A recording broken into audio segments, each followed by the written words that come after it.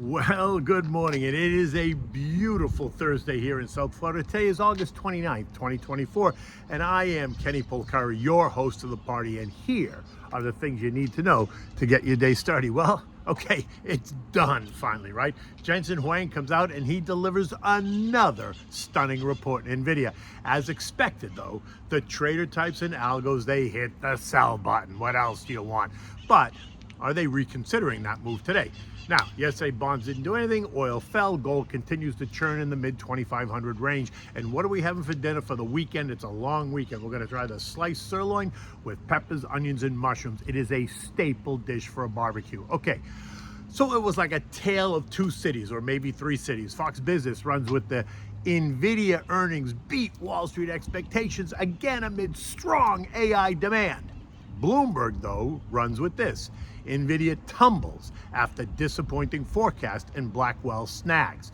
While the Wall Street Journal this morning runs with this one. NVIDIA delivers strong results.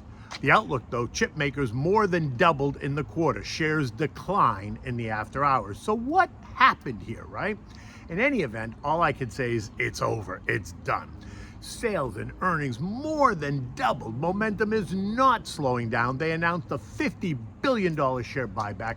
Revenue is up 122%, making that the fourth straight quarter of triple digit, not double digit, but triple digit growth. And they offered market beating forward guidance for the third quarter of $32.5 billion, which is, and here it comes, an 80% year over year increase. So get ready. It's a slowdown from the June quarter, and that's all the naysayers needed to hear, right? They needed something that was going to get them to hit the sell button, something that they could say was negative. Okay, great. Jensen telling us that gross margins would be in the mid 70 range, right? Now for the full year. Now mid, he didn't really define it, but we could take mid as meaning 74 to 76%. All while analysts were expecting full year margins to be exactly 76.4, very specific. And so that is what gave them permission to hit the sell button. Now remember what I said yesterday, and I'm going to quote myself. I am willing to bet that not only JH will meet the estimates, but he's going to beat them, and he's going to offer robust guidance as well, which does not mean that investors, traders, and algos won't hit the sell button. I suspect that many will, just to lock in the profits.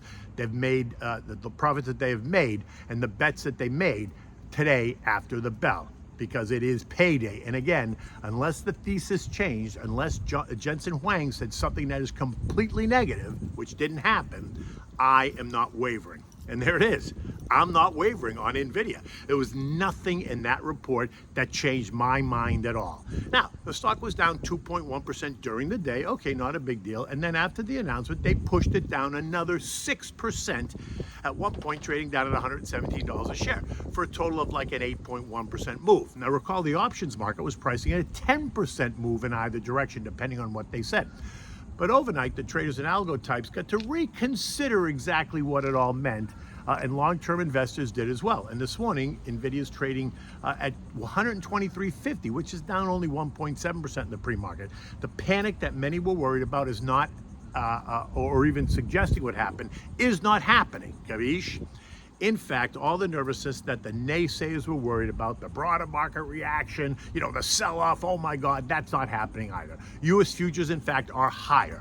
Dow futures up 200, S&P's up 10, Nasdaq's ahead by 30, and the Russell's up 10. In Europe, they're higher as well. Markets across the region, they're all up between 0.5% and 1 full percentage point. Now, the other two names that reported after the bell, CrowdStrike, well, they beat the estimates, but they lowered full year guidance. And Salesforce, right, they beat the number as well, while announcing that the CFO, Amy Weaver, is leaving the company. Now, CrowdStrike was down 2% during the day. It's down another 2.3% in the pre-market, while Salesforce was down 2% during the day, but is up 5.4% in the pre-market. Now, the day was full of nervousness and angst as we all waited for the NVIDIA, and as expected, by the end of the day, the Dow lost 160 points, the S&P was down 34, the Nasdaq lost 200, the Russell gave up 15, the transports actually ended the day up 35 points, while the equal-weighted S&P lost 20 points. But let's be honest. The meltdown, potentially caused by what JJ was going to say, that so many were worried about, is not happening today. So rest easy. And again, it's the end of summer. It's a long weekend just ahead of us. So take the day off. Don't worry about it. Treasury yields rose marginally yesterday. Nothing to worry about. Oil fell again yesterday, and this morning it's trading at 74.35, inching closer to that 72 range that we talked about, right? Where we hope it finds support. Gold fell by $14 yesterday, but it's up $18 today, and it remains where? Mid-century, trading right at 25.56, where it's been trading now for the last couple of weeks. Eco data today includes the first revision to second quarter GDP. No changes expected at 2.8%. Personal consumption of plus 2.2%. Retail inventories up 0.5%, and pending home sales of up 0.2% month over month, but down 2% year over year. Tomorrow brings us the PCE report, right, which is expected to be up 0.1% over last month's readings. So it's going to be up 0.2% versus up 0.1 month over month, and up 2.6% versus up 2.5% year over year. I do not expect much of a reaction at all, since the majority of the players are not even going to be at their computers or their desks as they prepare for the end of the summer and the long weekend. The S&P closed at 55.92 yesterday, down 34 points. I do not expect any action today or tomorrow, really. Maybe a little bit in NVIDIA, but that's it.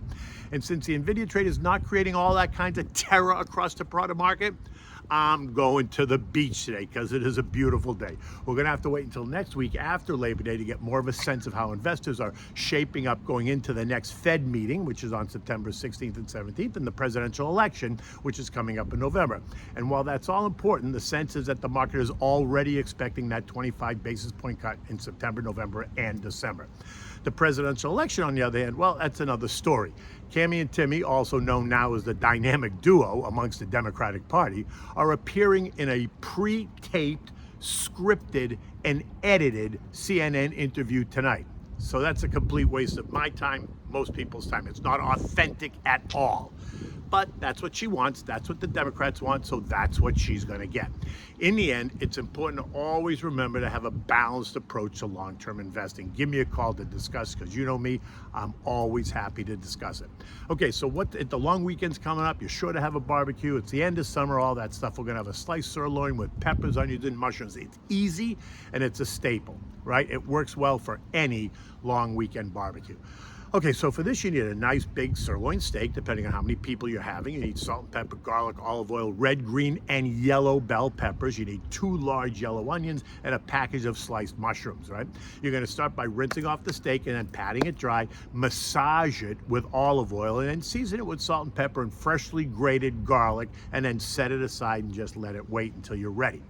In a large saute pan, you're gonna heat it up with some olive oil, just enough to cover the bottom of the pan, not create a bath, right? Then add in some sliced garlic and let it brown up a little bit. Now add in all the sliced peppers, the onions, and the mushrooms. Season it with salt and pepper, turn the heat down to medium, and let them cook until they get nice and soft and all blended. It should take 15 or 20 minutes max, right? Now, when that's ready, you're gonna light the grill. Get it all nice and hot. You're gonna put the sirloin on the grill. You're gonna cook it until you have a nice medium center. Maybe it's 4 minutes per side. Remove it, cover it with a tin foil, and then let it sit for 4 minutes. Now, when you're ready, you're gonna slice it at an angle, and you're gonna fan it out on a large platter, and then you're gonna add the onions, peppers, and mushrooms right there in the middle and make it all look delicious. You're gonna serve this with a large mixed salad and any of the other things that you're gonna have on this buffet table for the big barbecue this weekend. In any event, it is an absolutely spectacular day here in South Florida. You can see the sun shining down on my face. The sky is blue. There's not really any clouds in it. It's going to be a gorgeous day. Not sure about the weekend, but today is going to be a gorgeous day. In any event, until tomorrow, take good care.